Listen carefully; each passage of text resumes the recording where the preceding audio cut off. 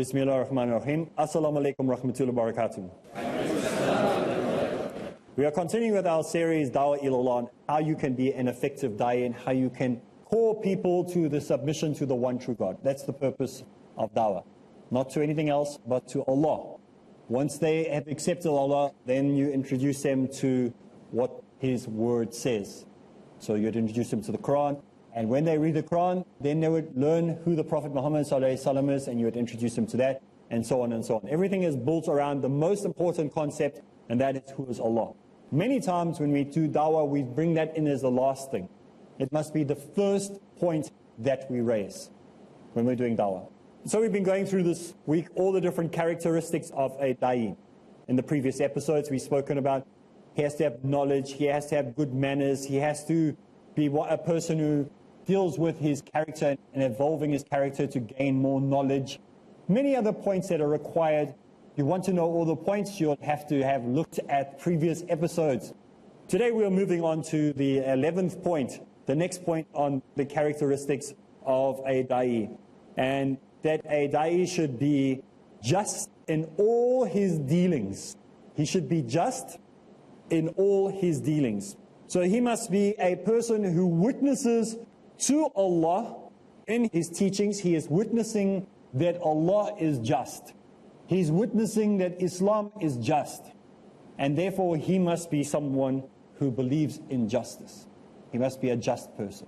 Not somebody who, is wishy-washy, doesn't actually stand for anything.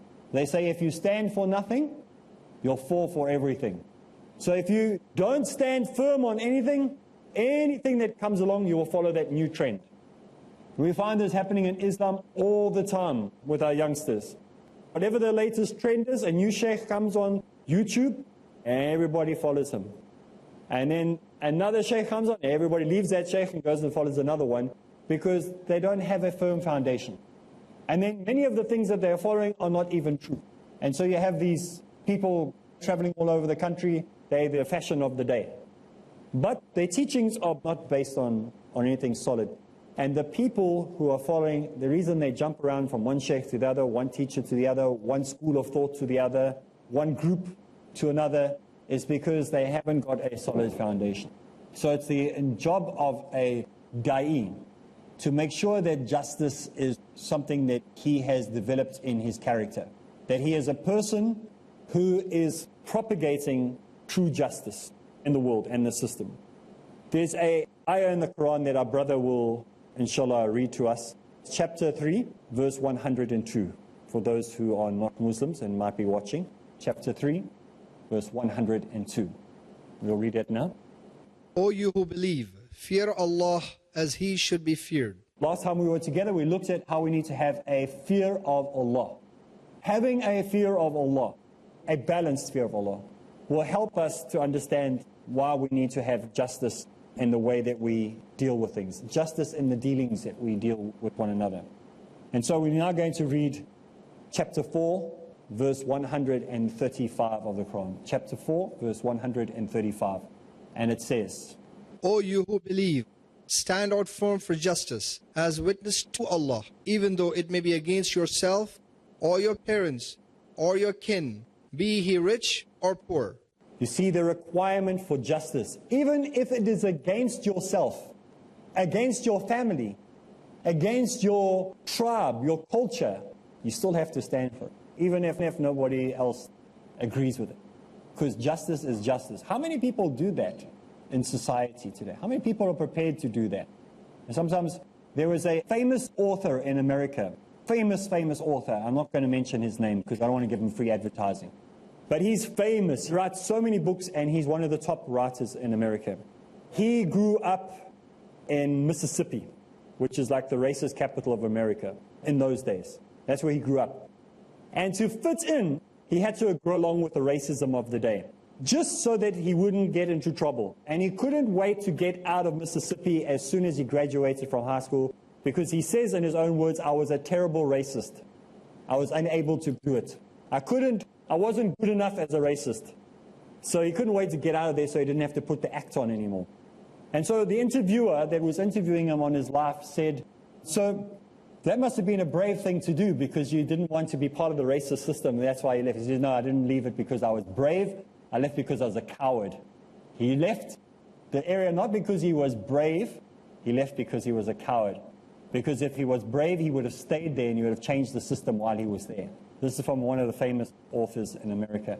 And that was the most truth I've heard someone speak in a very, very long time, especially on television. Most people were asked with the same situation, like, you grew up in a racist community, what was it like? He would have said, yeah, I was hated again, didn't like it, was unfair. Not him. He said, I went along with racism. I actually tried to be a racist, but I wasn't a very good one. And when I graduated from high school, I tried to get out there as quickly as possible. When they praised him, he said, I didn't leave because I was brave. I left because I was a coward.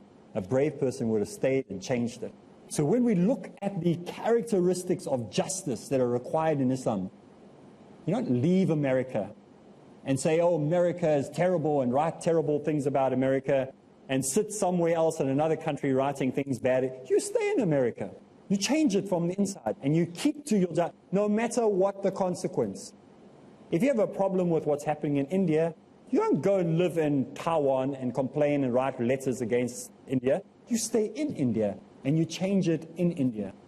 If you have a problem with South Africa, same thing. I stayed in South Africa when most of my fellow liberators were sitting in the UK and were sitting in America writing stories about how terrible South Africa was. We stayed behind and we fought. We stayed behind and had to go through the abuse. So in Islam, we have that same teaching that we must stand for justice. You had a question? Doesn't in the Quran, Allah subhanahu wa ta'ala talks about doing hijrah? Because His world is so vast and you should do hijrah if things are difficult. And did Rasulullah migrate from Mecca to Medina? So how would you explain that?